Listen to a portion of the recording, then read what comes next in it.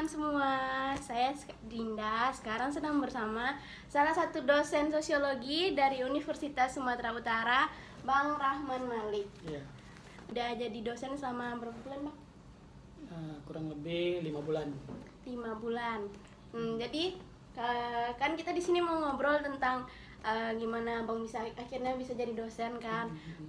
Jadi gimana tuh, Bang? Dari awal S1 Bang masuk kuliah.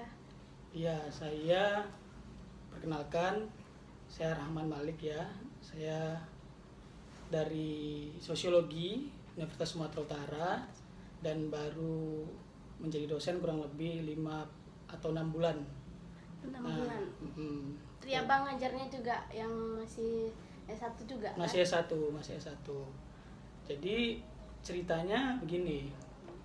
Waktu itu saya 2010, saya angkatan 2010, S1 di Brawijaya Malang. Brawijaya, Brawijaya. jauh. Dari Pekanbaru ke Ya, Malang. tuh. Jadi awalnya saya waktu S1 seperti anak kuliah biasanya, nakal lah. Pergi main, jalan ke sana kemari, kuliah sering TA juga. Kemudian banyaklah tantangan waktu saya masih kuliah di Malang. Dan saya sebelumnya juga nggak tahu sosiologi apa. Karena waktu SMA saya bukan dari IPS. Berarti Abang anak IPA? Saya IPA. Saya IPA. Kemudian tiba-tiba ketika waktu itu ada SMPTN, saya ikut jalur IPC. Nah, jalur IPC saya pilih Sosiologi Brawijaya. Salah satunya, dan alhamdulillah lulus di situ. Nah, akhirnya saya bingung pertama kali masuk, sosiologi ini apa gitu. Saya nggak ngerti. Dan bisa dikatakan mulai dari nol semuanya. Ya, seiring berjalannya waktu, saya mendalami sosiologi dan saya baru mengerti bahwa sosiologi itu tentang ilmu masyarakat, tentang fenomena sosial ya. Akhirnya di situ mulai ada ketertarikan. Tapi saya merasa waktu S1 itu ya seperti mahasiswa kebanyakan lainnya ya, sering main, sering nonton bola, bahkan saya juga ada juga beberapa kali yang mungkin malas masuk kuliah. Akhirnya titip absen. Tapi ya alhamdulillah ketika saya lulus ya IPK saya ya memuaskan, sangat memuaskan. Dan dari situlah cerita bahwa setelah S1 saya bingung mau kerja apa gitu ya. Dan saat itu waktu itu peluang untuk sosiologi mungkin masih sulit ya. Akhirnya saya coba lanjut sampai ke S2. Berarti jadi niat Abang yang harus sebenarnya mau kerja itu kayak masih bingung, ragu-ragu mau kerja apa. Jadi akhirnya Abang lanjutin S2. Betul. Terus di S2 di mana tuh, Bang? Di S2 saya di Universitas 11 Maret di Solo.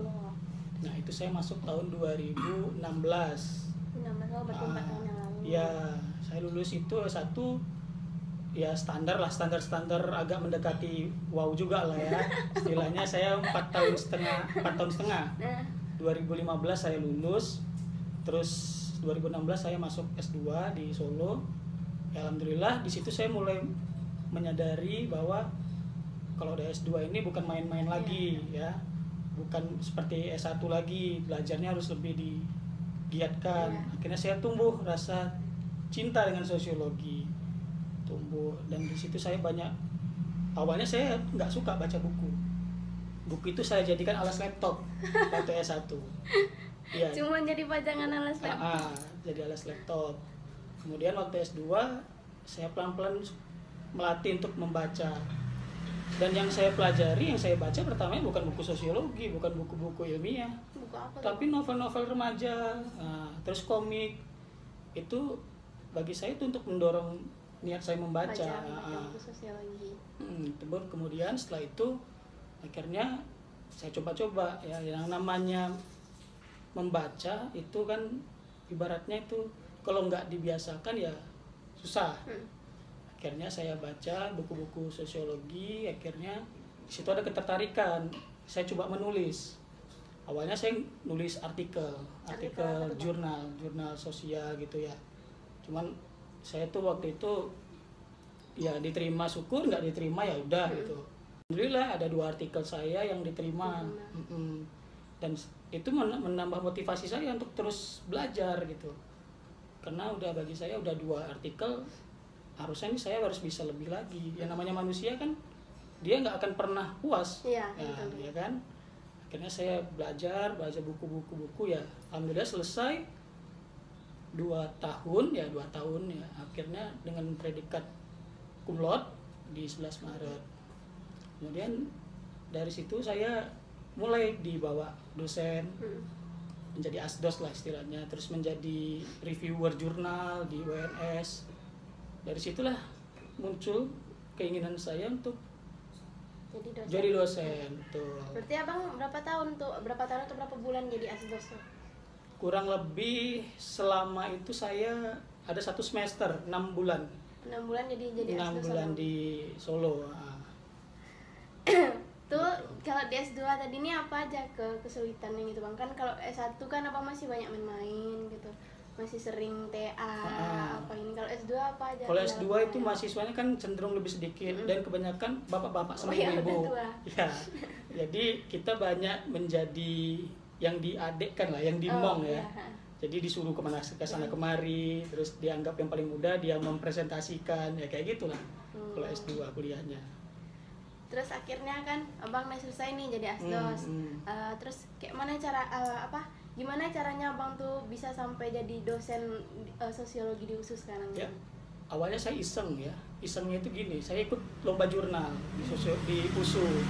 Ikut lomba jurnal, kemudian ada waktu itu saya nggak tahu kalau ada penerimaan dosen, dan tiba-tiba ada lowongan penerimaan dosen di USU, dan dari lomba jurnal itu saya tersaring gitu, dilihat gitu kayaknya kemampuan saya kayaknya bisa untuk jadi dosen. Nah, jadi saya ikut penerimaan dosen di USU waktu itu, dan ada berapa tahapan proses ya, ada 3 apa 4, dan yang diterima cuma 1 waktu itu.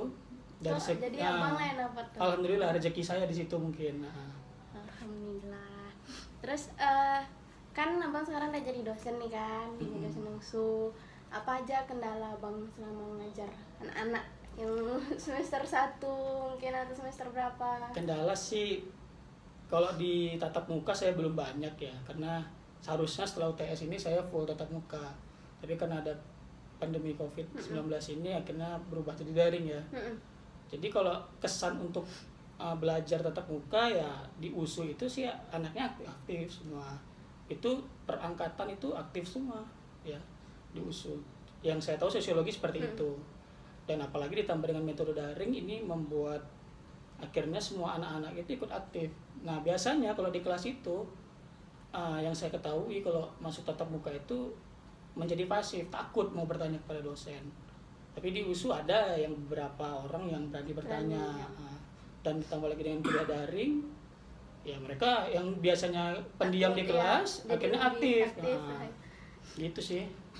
Terus kan itu berarti kendala selama mengajar. Nah, kendala di luar itu tuh bang, kendala di luar jadi dosen sama ngajar anak-anak itu tuh apa aja? Mungkin abang dapat tekanan dari dosen-dosen seniornya atau apa gitu? Oh enggak, kalau dari tekanan dari dunia kerja itu enggak ada, malah enak, asik ya. Cuman bagi saya sih ada tekanan, cuman untuk menjadi dosen itu kita harus dituntut harus belajar, membaca buku, karena kita pengajar, kita harus lebih tahu daripada mahasiswa. Karena lucu aja kalau dosen yang nggak tahu, mahasiswanya mau dia ajarin apa kan gitu. Iya, gitu sih.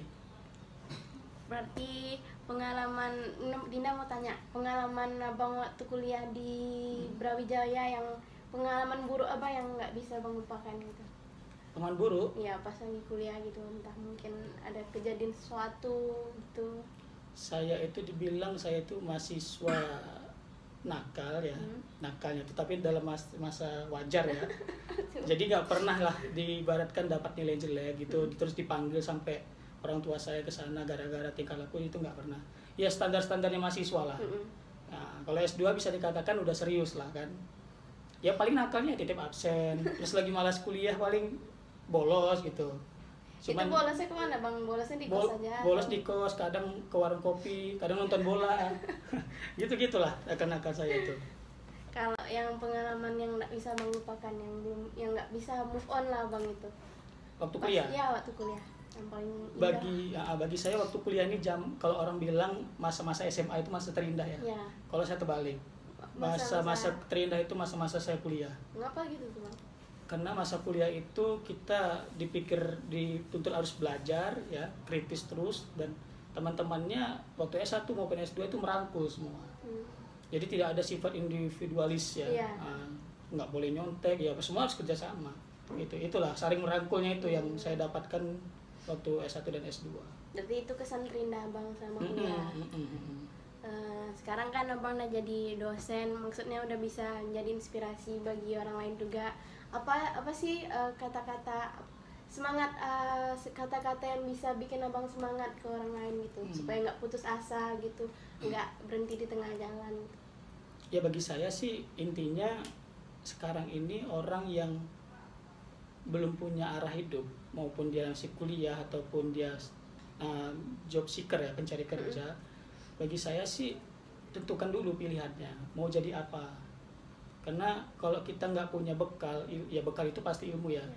Kalau nggak punya bekal, kita bakal menjadi orang yang terbuang gitu.